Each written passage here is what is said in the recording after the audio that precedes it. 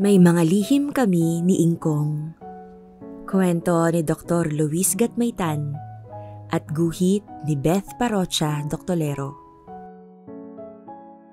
Ako ang paborito ni Ingkong. Sa lahat kasi ng kanyang mga apo, ako lang ang pasikreto niyang inaabutan ng 50 pesos. At saka ako ang may pinakamaraming marka na nganga sa pisngi dahil sa kanyang kahahalik. At tuwing dadalaw kami ng aking mga pinsan sa kanyang lumang bahay na bato, ako ang una niyang hinahanap. Paano kasi? Para kayong pinagbiyak na buko. Laging biro ni tatay. Isang hapon, pagkatapos kong maglaro sa plaza, nadatnan ko si Ingkong na nasa bahay namin. Suot-suot niya ang paboritong sombrero at daladala ang kanyang bunga, apog at tikmo. Sa amin daw muna siya titira, sabi ni nanay. Akala ko'y nagbibiro lang si Ingkong, pero binulungan ako ni tatay. Nagtampo pala ito sa aking tita dahil napagsabihan siya. Oh, Peping, kayo na ni Ingkong ang magkasama sa kwarto, ha? Agad kong tinanggal sa ulo ni Ingkong ang kanyang sombrero. Tuwang-tuwa ako dahil kasama ko na sa bahay si Ingkong. Naku, mapupuyat na ako sa maraming kwento ni Ingkong. At hindi lang kwento tungkol sa mga engkanto at mga alamat. Paborito niyang ikwento ang panahon ng hapon. Noong nagtago sila sa isang lungga sa ilalim ng lupa. Noong kinaibigan siya ng isang Hapon. Noong ginawang eskwelahan ng mga Hapon ng ibaba ng bahay na bato ni Ingkong nung gyera. Ingkong, magaling po bang mag-Ingles ang mga Hapon? Mas magaling ang mga kababayan natin, apo.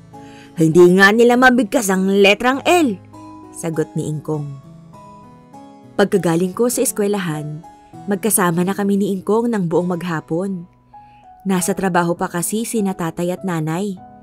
Sabay kaming nanonood ng Pera o Bayong sa telebisyon. Sabay kaming kumakain ng inilalakong taho. Sabay kaming nagpapakain ng mga alagang aso at bibi. At tabi kaming nahihiga sa duyang yantok sa ilalim ng punong mangga kapag hapon na. Inuugoy kami ng hangin hanggang sa makatulog. Pero nitong mga huling araw, parang may kakaiba kay Ingkong. Minsay basta na lamang siya nakatitig sa malayo. Minsan parang naliligaw. Itinatanong kung paano babalik sa aming kwarto mula sa banyo. Minsan, nalilimutan niya ang karugtong ng kanyang kwento. Simula ng mga araw na yon, nagkaroon na kami ng maraming lihim ni Ingkong.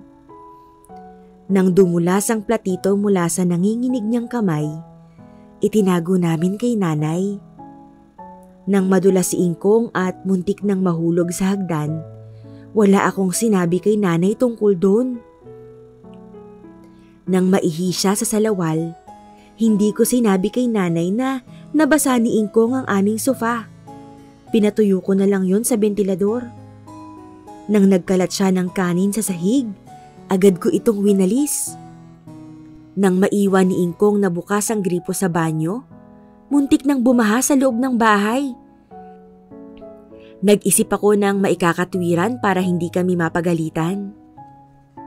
Pero nalaman din ni nanay ang lahat. Isang araw, habang naliligo ako, narinig kong pinagsabihan ni nanay si Ingkong. Itay naman! Pag naiihi kayo, magsabi kayo agad! Tignan nyo, nagkalat sa sahig ang ihi! Nangilid ang luha sa mga mata ni Ingkong. Kilala ko si Ingkong. Madali siyang magtampo. Kahit malutong siyang humalakhak, madali siyang maiyak. Buti pa kaya ay lampinan nyo na lang ako. Lampin? Diaper? Hindi ba para sa mga baby lang yun? Bakit magsusuot ng diaper si Ingkong? Naisip ko. Minsan, inutusan ako ni nanay na bantayan ng adobong manok na niluluto niya. Pero dahil gusto kong madaig sa tumbang preso ang pinsan kong si Ramil, ipinagbilin ko kay Ingkong ang adobo. Piping! Pambihira ka! Sunog na ang adobo! Piningot ako ni nanay. Nakakasuya naman si Ingkong. Oo siya ng oo, tapos nakalimutan naman niyang bantayan ng adobo. Buti pa yung sombrero niya, hindi niya nalilimutang isuot. Hindi ko maisip si Ingkong na hindi nakasombrero. Bago umalis ng bahay, hindi po pwedeng hindi niya suot-suot yon. Pagdating sa hapon, iyon ang pinakahuling aalisin niya sa ulo. Siguro, kung pwede lang siyang matulog na nakasombrero, ginawa na niya. Isang hapon, pagdating ko galing sa aming field trip, hinanap ko si Ingkong dala ang pasalubong kong lansones. Tinawag ko siya ngunit nang makita ko nagulat ako. Hindi na niya ako makilala. Iho, sino ka ba? Kanino ka bang anak? Dinilaan niya ako, ngumiting parang bata at ibinukas ang kanyang palad. Pengeng 5 piso! Ingkong, hindi niyo na ba ako kilala? Ako po si Piping. Piping? Sinong? Tinignan lang niya akong mabuti. Akala ko, naninibago lang siya sa itsura ko. Bagong gupit kasi ako. Aba, ako yata ang paborito niyang apo. Inisip ko, nakakalimutan ba ang paborito? Pero tumawa lang si Ingkong. Saka, ginulo niya ang aking buhok at ipinatong niya sa ulo ko ang sombrerong buli. Si Ingkong naman, binibiro ako. Peping, anak, ulyanin na si Ingkong. Paliwanag ni nanay. Ano pong ibig sabihin ng ulyanin? Tanong ko. Masyado nang matanda si Ingkong. Marami na siyang nakakalimutan. At nag-iisip bata na siya. Sabi ni tatay. Sobra ang naramdaman kong lungkot. Hindi ako makapaniwalang makakalimutan ako ni Ingkong. Napaupo ako sa isang sulok at napaiyak. Ako ang kasama niya araw-araw. Alam ko ang kanyang mga lihim. Ako ang nakakakita tuwing nagtatampo si Ingkong kay nanay. Ang daya-daya talaga ni Ingkong. Umalis lang akong saglit. Pagbalik ko, hindi na niya ako kilala. Kung ano-ano na ang sinasabi. Bulong ng bulong. Kakaiba na ang mga ikinikilos. Nang umagang yon, pakiramdam ko'y iniwan na ako ni Ingkong. Ingkong, apo niyo po ako. Paalala ko sa kanya nang minsang pinupulbusan ko ang kanyang likod. Tinitigan niya ulit ako. Sinalat ang aking mukha, parang may pilit na inaalala. Sino bang mas matanda sa ating dalawa? Magkapatid ba tayo? Ikaw ba ang panganay? Litaw ang iilan niyang ngipin habang nakangiti sa akin. Paanong nangyari yon na nandyan pa ang kanyang katawan pero burado na ako sa kanyang isip? Hindi ko naman isinumbong si Ingkong sa nabasag niyang platito, sa nasunog na adobo, sa sofa na naihian niya, sa gripong naiwan niyang bukas. Tuluyan na akong umiyak. Nang maging ulyanin si Ingkong, nalimutan na niya ang lahat ng aming pinagsamahan, ang aming mga sikreto at mga pustahan, ang aming tuwa at mga hapon sa duyang yantok sa ilalim ng matandang punong mangga. Nang mga sumunod na araw, nakita ko kung paanong nakalimutan kaming lahat ni Ingkong. Hindi na niya kami nakikilala. Para siyang taga-ibang planeta. Pero kahit ganoon, hindi ko siya pinabayaan. Kapag naihi siya, tinatawag ko agad si nanay para palitan ng kanyang lampin. Kapag kakain, sinusubuan ko siya at nang hindi magkalat. Kapag naglalakad, lagi ko siyang hawak para hindi madulas. Kapag nagkukwento siya tungkol sa kabataan niya, kunwari naiintindihan ko. At kapag isinusuot ko sa kanya ang kanyang paboritong sombrero, natatahimik siya. Parang may pilit inaalala. Natutuhan ko ng tanggapin na nakalimutan na ako ni Ingkong. Hanggang isang gabi na mataas ang lagnat ni Ingkong, narinig kong umuungol siya habang natutulog. Para yatang tinatawag ang pangalan ko.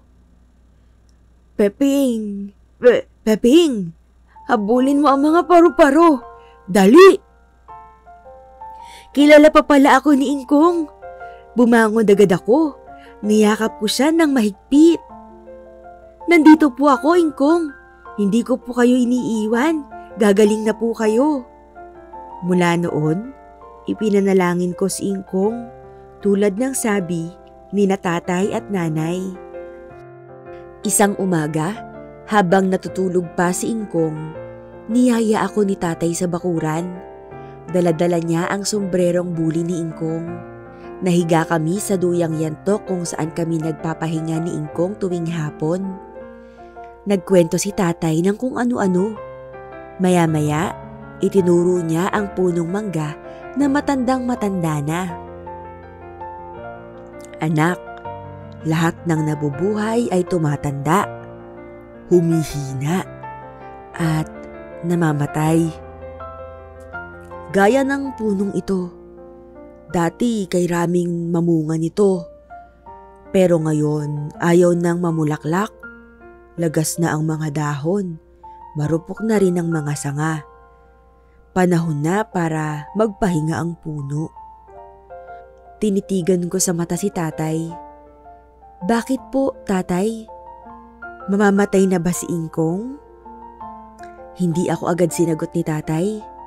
Sa halip ay itinuro niya ang mga mumunting manggang tumubo sa paligid ng matandang puno. Hindi po ba galing ang mga yon sa mga bunga ng matandang mangga? Tanong ko. Oo, Peping. Sa lugar ng matandang puno, may mga bagong puno ng mangga na pumapalit. Ganun talaga ang buhay. Sa pag-alis ni Ingkong, ikaw ang kanyang iiwang kapalit. Parang yung mga punla na iyon. Dapat handa ka ng lumaki.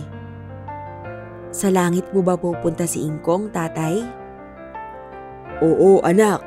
Doon na siya magpapahinga kasama ng ating Diyos.